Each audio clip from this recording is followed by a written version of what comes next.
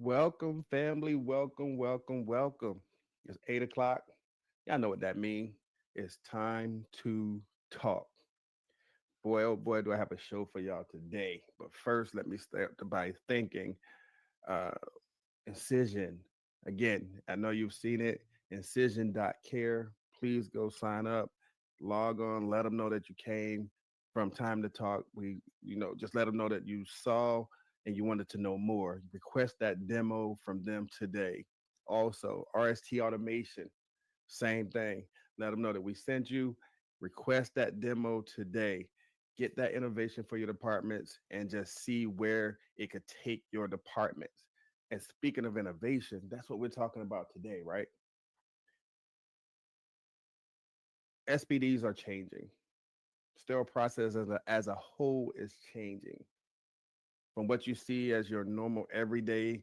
Uh, what we used to do is evolving, and things are becoming more and more technologically advanced. And are we prepared for that? Are we ready to go into that next uh, realm of what is sterile processing?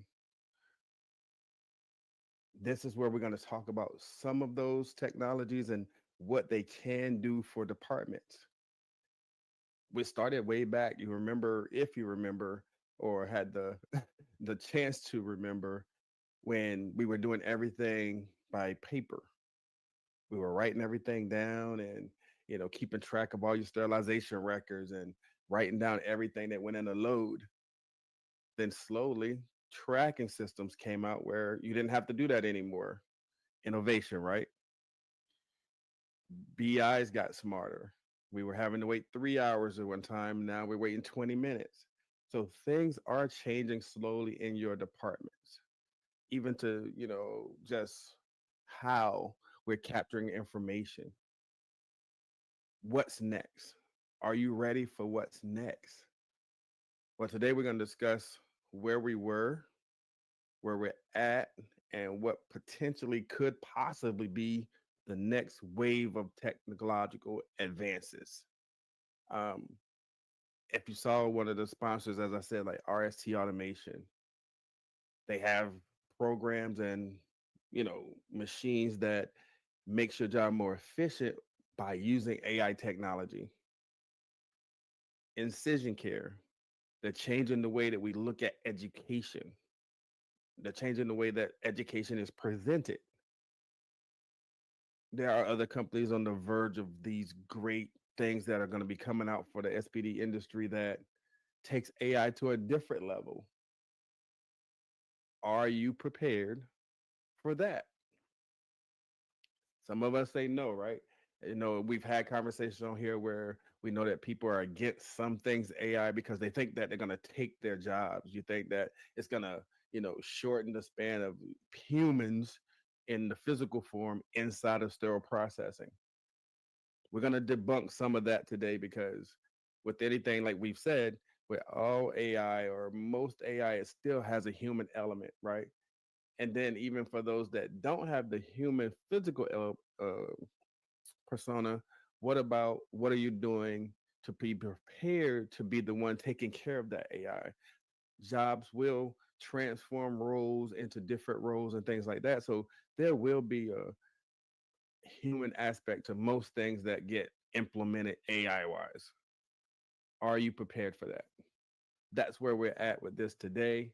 Um, so I went out and found, I've had the pleasure to work with this gentleman um, on some projects, and technologically, his mind and how it works and the things that he's been able to do and see, I think was the perfect platform to bring him to talk about this particular subject because, working with AI, developing AI, been involved in different aspects of the new wave of what's coming. What better way to explain it to you than to have somebody who's actually actively in the field doing something like that? So I reached out to, not only a colleague, but a good friend and Jake McHugh to come up here and let him tell you what he's seen, what he thinks, what the possibilities for the future are. So, we're going to go right to this commercial where you get to see a little bit more about RST and see that what it does. And then when I come back, I'm going to be joined by Jake, and we're going to jump right into this discussion about where these emerging technologies are going to take us in sterile processing. Family, are you ready? I hope you are, because this is going to be good. So, right after this commercial, me and Jake, we jump right into it right after this.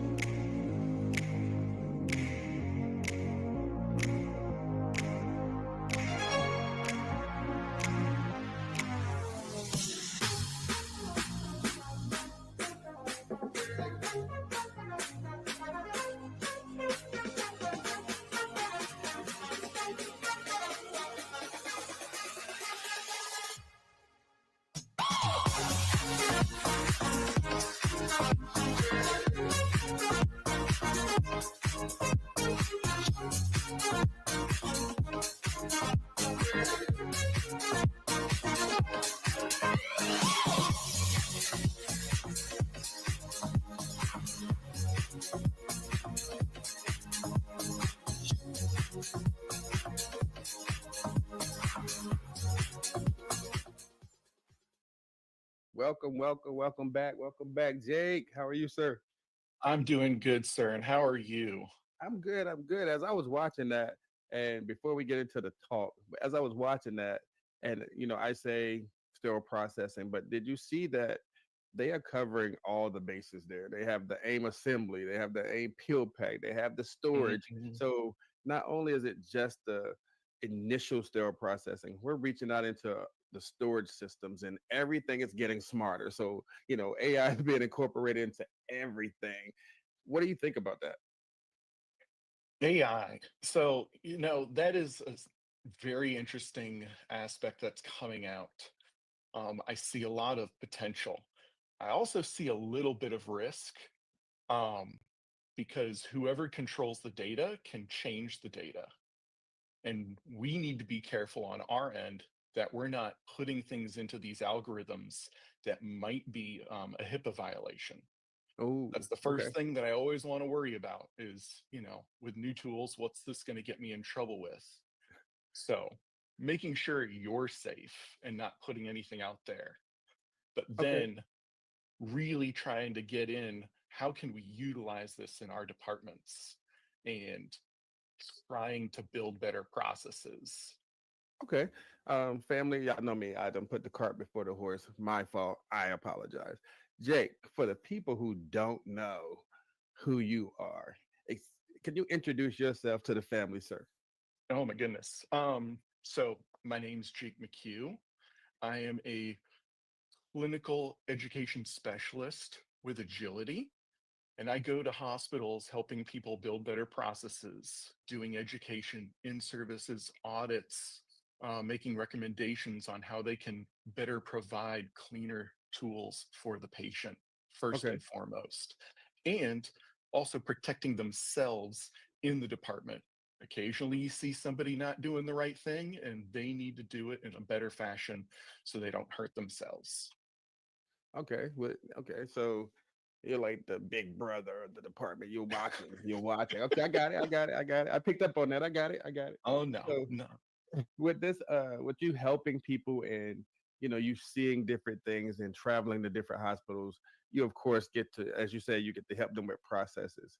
Now as they bringing in this new technology, are you the one that helps them develop the process for how this is incorporated, or normally they already have it and you're trying to help them get better with using it? And it could be both of those. Okay. So occasionally they don't have devices on hand that they really should. And I will make suggestions on that, whether it's an official report or just in passing, talking to managers, supervisors, or technicians. Um, but if they have a tool, but they're not just fully utilizing it, I try and pull them as many resources as I can. And I might even have a few tool tips that I can share with them to show how that can be better rolled out and used on a regular basis. Okay. So let's start from the beginning. When Mhm. we speak of efficiency, when we talk about quality and we talk about innovation, and then you think about sterile processing, what do those three terms mean to you in terms of where we are as an industry right now? Right now, as an industry, I think we are leaning over on the edge of a big chain that's going to be coming up. Okay. Like you had mentioned, we have AI out in the industry, but it's not fully being utilized in all aspects. Whether that's just because companies haven't rolled it out, or even those companies that have rolled it out, hospitals haven't picked it up yet. But Okay. these tools are only going to get more advanced and more complex as we start to learn how to use them. They get bigger, better, um, using the data that they've collected, um, along with whether that's instrument companies, hospitals, equipment manufacturers, learning from that information. And there are a couple of examples that I'm sure I'll give out later in this chat with us, but I don't want to spill all the beans just yet. Okay. So in saying that, from where we were, how has technology traditionally played a role in sterile processing, and how is that evolving? To your point, how has technology normally been used to where it's evolving to now? So, right now, what we've normally seen are small steps. So, devices coming out like borescopes, Uh huh. um, devices coming out like the RST automation stuff. And there's a few other ones. They're out there. They've been in the field for some time.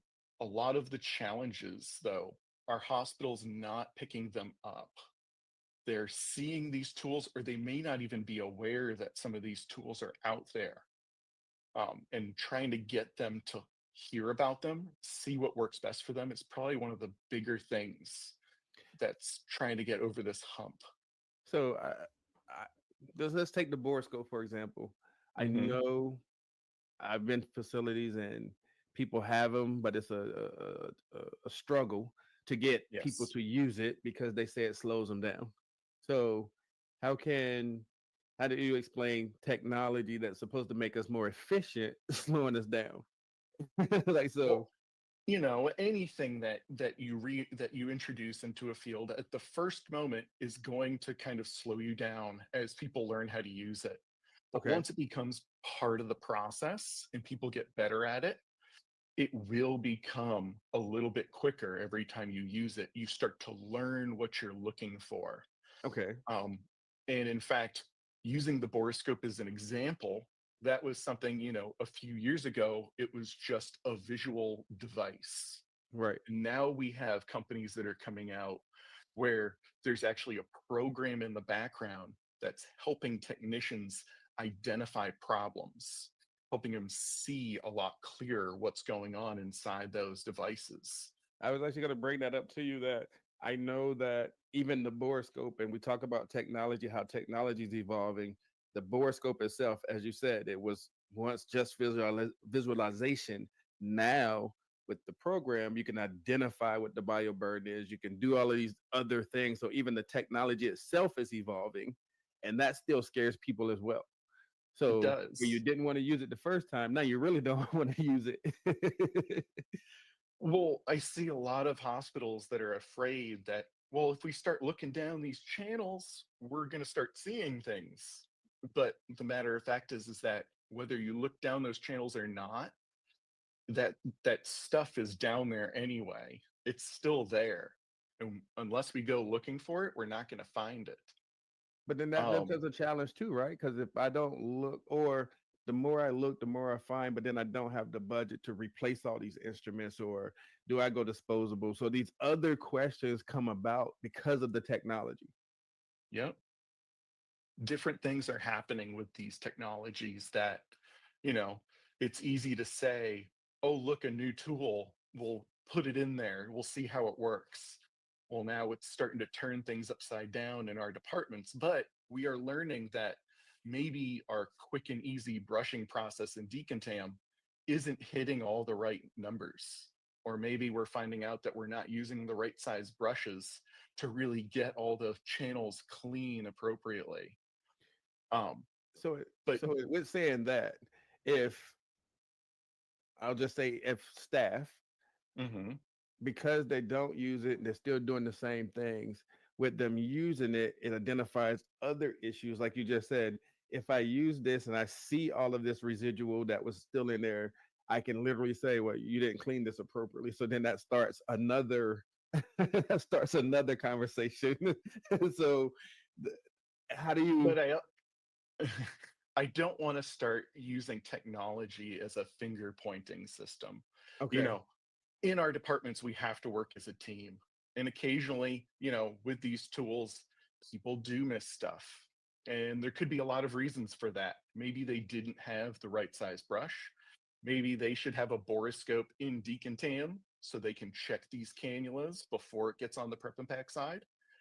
Maybe it didn't get pre-treated the way it should have before it came down, and now that bio burden has hardened up, and even though they brushed it appropriately, it adhered to the side and was not going to come out with just that regular brushing process. Okay. So Okay. there can be some helpful tools and thought processes that really need to get us where we are. But as we're finding these things, collecting that data, whether that's in a program or even, just an Excel spreadsheet, to start looking at where are these gaps repeating? Is it a specific device? Is it a specific tray? Maybe it is a person. Um, but Okay. trying to find out where it is and the trends is the next part of that data system.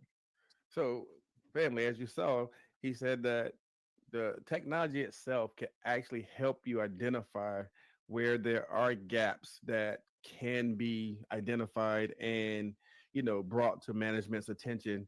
It's not just like I said, he's not trying to use it as a finger pointing, but to say we don't have such and such, or we need to improve on this part. So again, that's where the technology is helping us by showing us different things that we could be doing in our departments. I like that a lot. Jake, I got to go to commercial, but I'm going to ask you a question so you can think about it real quick before we come back. Okay. Just identified part of it, but what are some of the most significant? No, no, no. I'll save that one because that's a good one. What are the biggest challenges in sterile processing that these technologies aim to solve? So Ooh, we talk about efficiency, we talk about all that, we talk about quality, but what are some of the bigger challenges that some of our technology is trying to solve? And we're gonna answer that when we come back because that's a good one. okay.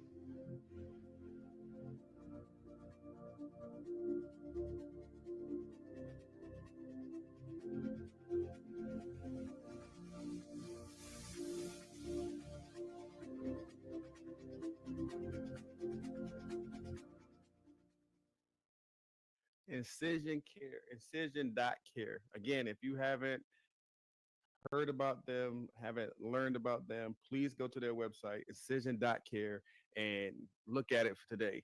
You saw that it's 21 modules that cover 6 themes that helps us standardize the way education is being brought to our departments. Incision makes surgical skills available to everyone. They do this by creating onboarding programs needed to train surgical and SBD techs, um, or they can provide teams with the information they need in the moment via their custom built app. increasing their confidence, preparedness, and efficiency for OR and SPD staff. Incision is definitely one of those tools that's aiming to change the way we do something. Right before we went to break, I asked Jake, what are some of the challenges that technology is aiming to solve? When I say that, what I mean is everybody's creating something that they say is efficient. Somebody's creating something they say that helps us control quality. What do you see as our challenge, our biggest challenges in the sterile processing? And is there really technology that can fix that? There's, with all the technology that's being developed or even already out, there are a couple of things that they are trying to tackle, whether in one aspect or multiple. The first one we kind of already talked about with the borescopes is seeing the unseeable. Okay, So visually bringing that, those hidden nooks and crannies to the surface. that's a big one. So yeah, hmm Another one is I see a lot of different learning and education options that technology is bringing out to the forefront. One other big one is data organization and transparency. okay, So, tracking systems that are really diving deep into their, system reports. And previously, with a lot of the tracking systems out there, whatever report you built and kind of had that data, you would still have to take it, put it into an Excel document, and kind of like see what you could get from this information. But I see a lot more systems coming out where they're doing that for you. So now you okay. don't have to know how to manipulate the data to see what's there. It's being brought right to the forefront. And that's probably one of the biggest things that we can use first. So we're talking visibility of the issues, like hmm looking into cannulas and identifying cracks, and so we've seen stuff that's addressing that. The data points that you're saying from tracking system standpoint is trying to eliminate the me taking data from one spot, putting it in another spot to create a document that I got to send to another spot. Yeah. so, so, so trying to get smarter with how we're collecting the data and where we're using it at. hmm Okay, Um, and then I would, go ahead. sorry, I would even say that there's another one. It's not out as much as I would love to see it, but it is slowly climbing through, and that is, robotics to help technicians get through their workflow. um, where I think really one of the most crucial aspects of this is trying to keep the technicians focused on the work they're doing. And the robots are able to start moving trays back and forth. Whether if you've Okay, I seen it got it. already, there's the little robot that just brings like washer carts in and out of washers. Yes. There are robots that are now picking cases, um, putting them on a case cart, and now the case cart's a robot itself traveling to wherever it needs to go. Um, So my question, just on that point right there, is that feeding the narrative where people think that you know we're going to become obsolete in the department? Because, like you said, if they're already picking cases, you don't need to take the case cart anywhere. It goes where it needs to go, because of whatever program or whatever the case may be. Is that why we see that so many people are hesitant to even accept this AI technology because they think that that's where the jobs are headed? I definitely do and do see and understand the nervousness that everybody is, maybe going through. Um, but I also see a lot of potential where as these tools, these robots are being developed, that can alleviate us from needing to do a lot of the physical jobs that can end up hurting us from time to time, lifting these trays over and over again. Um, but being able to stay in one place so we can focus on the instruments that we're working on, whether that's in decontam or assembly.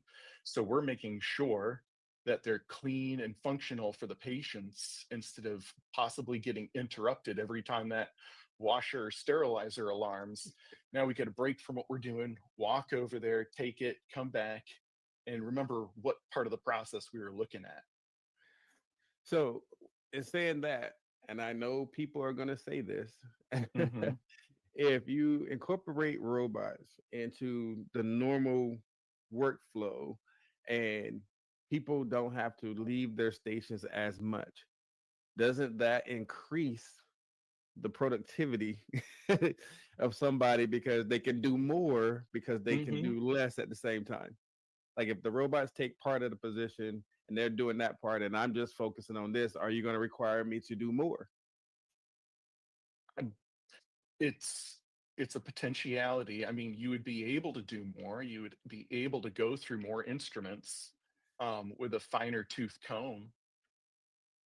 And I think And that comment there said it best. Robots can't do our jobs. They can assist. Like you said, mhm, if the robot's pulling the washer rack out, then I'm not gonna say it's gonna unload the washer rack, but if it's pulling the washer rack out, that's another step that I don't have to do. If they're pulling cases, then yes, I can stay here and focus on the tray itself and the instruments inside of the tray. But it's always going to come to that point that people are going to rebel to the point of you're going to ask me to do more trays because I don't have to do this other part. Is mhm. that going to cause me to be burnt out now because you're asking more of me? I don't think that that would be a problem Okay. because as more technology gets invested and we're saying that we're going to be able to do more, I have a feeling that hospitals will probably increase cases, which will need more technicians to do more of those efficiency of checking the instruments. There is a limited amount of work that a single person can do in a day. Right. And Right. we're just going to be shifting that from inspecting all these instruments and moving trays and doing sterilizer loads into hopefully we can start inspecting and checking these instruments for safety. So just redirecting the work to put more focus on the actual quality of the instruments themselves versus the, I won't say little small tasks. Every task in SPD is important, but I'm not rushing to empty the cart washer every time we have somebody, a robot, to do that, or I'm not Hmm. rushing over there for that alarm because we got something to check that. So it's redirecting where we're focusing and using the tools as an assist. You're assisting me, not taking over my job. Yes. I think that's the hardest thing for people to actually kind of get in their head is that you want us to coexist with the robot. It's Hmm. not here to take over. You're telling me it's not taking over, but I've seen how these movies play out. Like so, that's where people heads go immediately when you say this. But I would also be interested to know, and of course, it hasn't been developed yet, when robots are introduced more and more into these sterile processings, there may be new tasks or different tasks that staff have to be calibration tests on some of these robots. Not right, Um, right, right. or we have to, take account for however many are up and running. Are any of them non-functioning? And we go to, put in another call to facilities to say, hey, robot, number 5 is no longer functioning. The case cart robot's running into the wall. Um, so there will be new tasks and there will be new aspects of the job that come behind from this. I think that so I know that when they went to the World Health Organization a year ago or so, videos came out. They had the robots that were wrapping trays and doing all this stuff. So immediately people, like, is that a meaningless task that, hey, I'll get the tray ready, the robot can wrap it? That still takes, some of my job away. But Hmm. again, that is incorporating the robots into our normal everyday function. When you see it doing the things that normally you would say they can't do, now you see them wrapping trays. What's to say that they can't put a tray together? That's true. And there are some companies that are trying to build that. doing instrument identification. A lot of these technologies, at least right now, are moving a little slow. Robots at this point that I've seen can't put out enough trays to take over for one technician. Right. Who, but who knows what's to say to come in the future? But again, with a lot of these different technologies coming out, I got a feeling you're going to see different roles as well, new job roles coming out to fulfill what we are no longer doing. And like with RST, and I'm gonna use them because they are a sponsor. Hmm. With their AIM assembly station, yes, it does assemble the tray for you, but it can't do that without the human element. So you still have Hmm. to inspect the instruments and then put it on the conveyor belt. Yes, it has the AI identification to make sure that what's there is on your count sheet, but you see that they work together. Like you They have to do do. your inspection and then place it on the belt for the machine to do its job.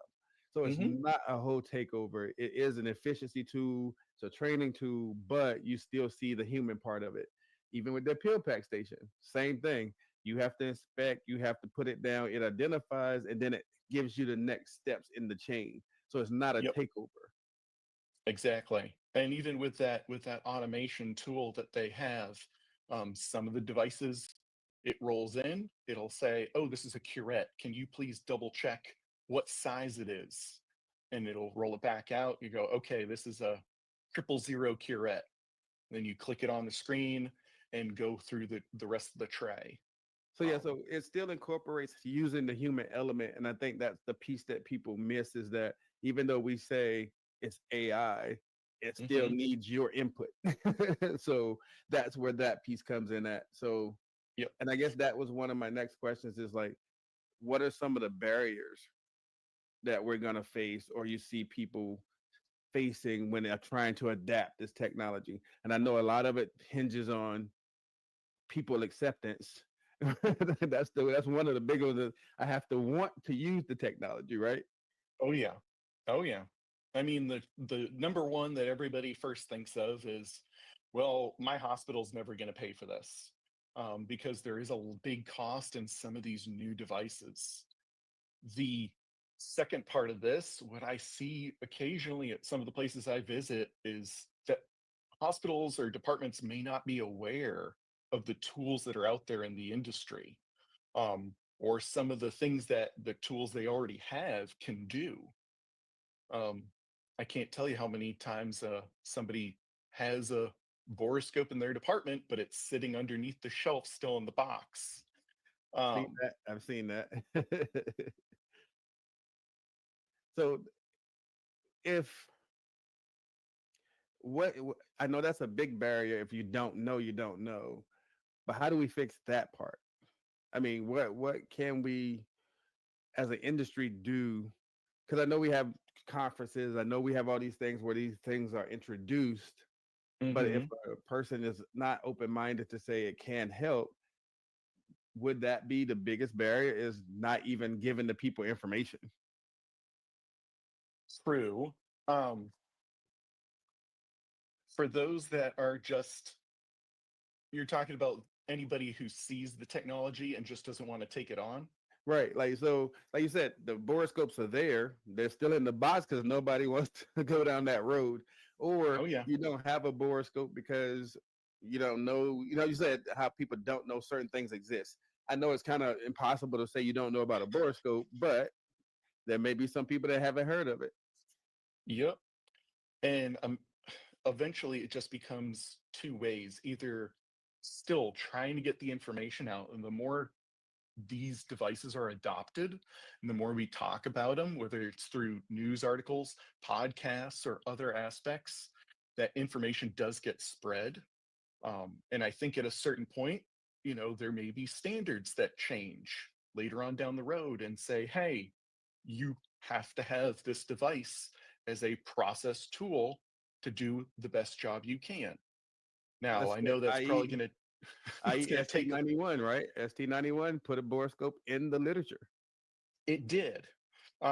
It didn't say that you have to have one, but it's the first start of saying, hey, if you've never heard about this tool, it does exist. So even okay, so one of the things that stuck out from what you said is that people are going to use budget and we can't afford to do ABC.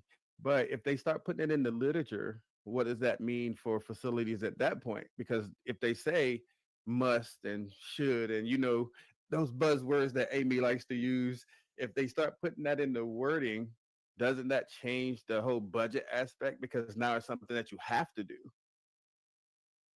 And some facilities still struggle against that, is that, the SPD department knows we need this, whether it's a helpful tool or a standard that requires it.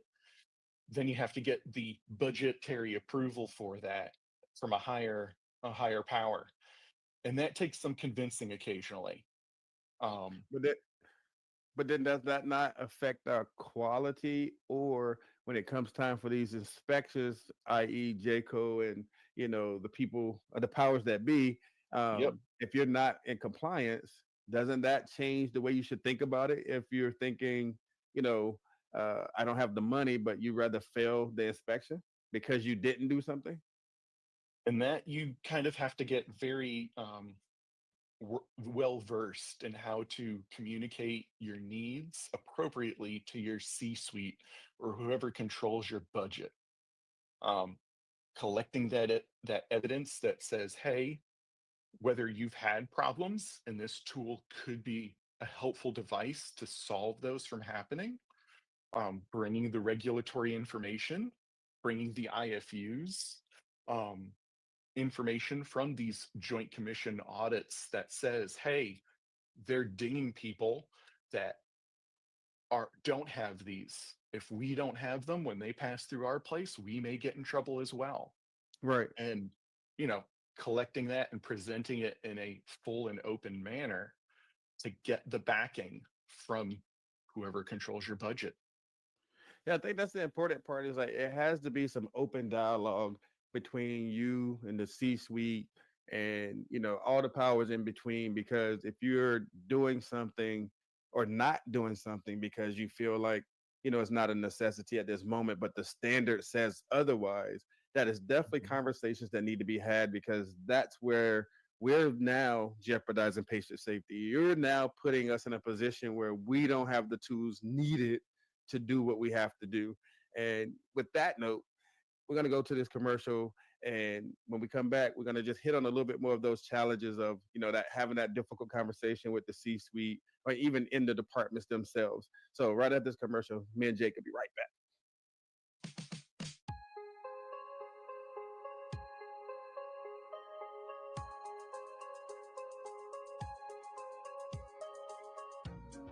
SPD, unfortunately, is often a very underappreciated and underrepresented part of the perioperative team.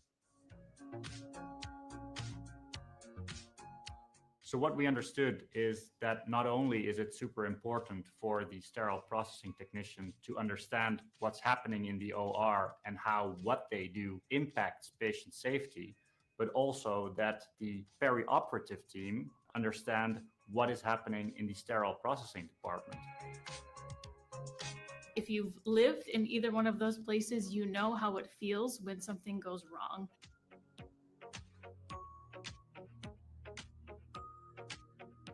The relationship between the OR and the SPD can sometimes be really difficult. With this program, we want to help build a bridge between the two departments. We're all working together towards the same goal of surgical patient safety, and we're so much stronger when we work together.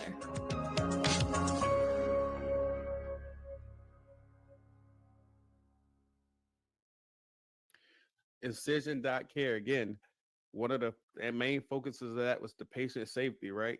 But at the bigger picture was, how do we work together to ensure patient safety?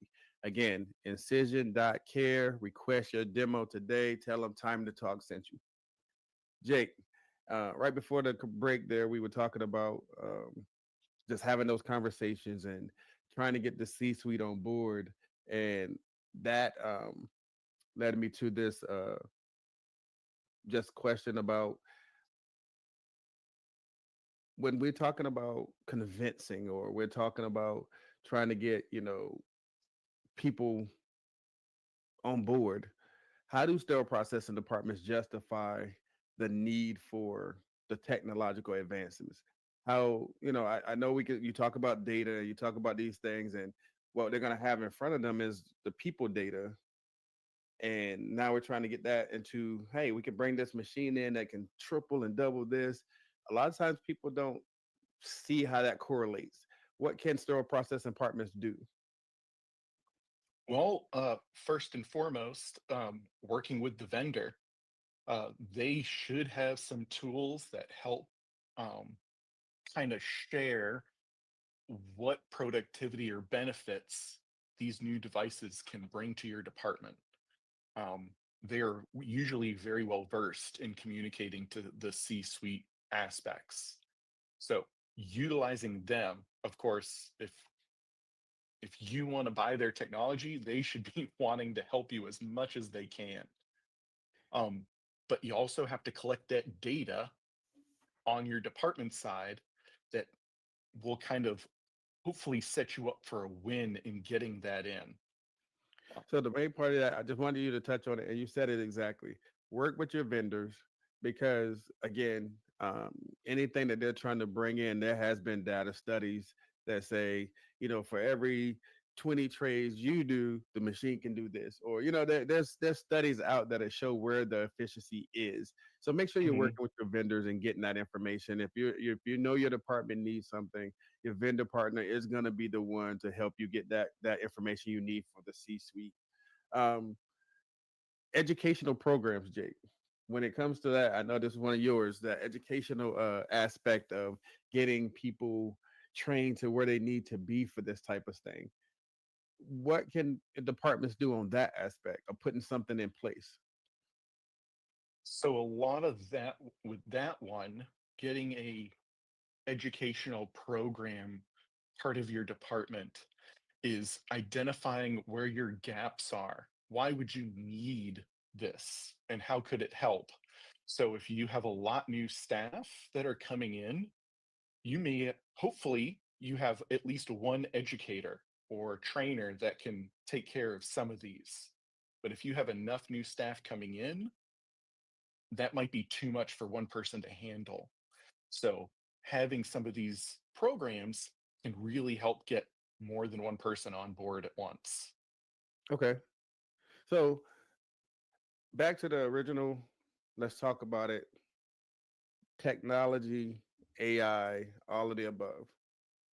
Do you see us headed in a direction where every department will have something AI? Yes. Whether it's a small aspect or a bigger aspect, I definitely think that it will be part of newer programs, systems, and devices coming through in the future. Definitely. Does that change our mission overall?